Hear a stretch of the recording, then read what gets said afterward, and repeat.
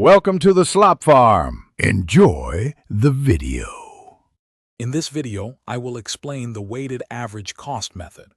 We will explore how this inventory valuation technique helps businesses determine the value of their stock and the cost of goods sold. Understanding this method is essential for accurate financial statements and making informed business decisions. It provides a clear and consistent approach to managing inventory costs, which is vital for many companies. Calculating the weighted average cost involves a straightforward process. First, you combine the total cost of all goods available for sale, including your beginning inventory and all purchases made during the period. Next, you sum the total number of units available. Finally, you divide the total cost by the total number of units.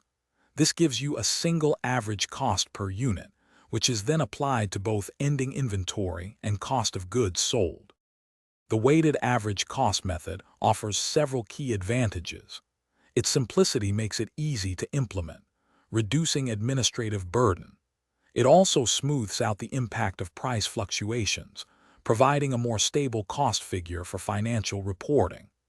This method is particularly well suited for businesses dealing with large quantities of identical, fungible goods, where tracking individual unit costs might be impractical or unnecessary.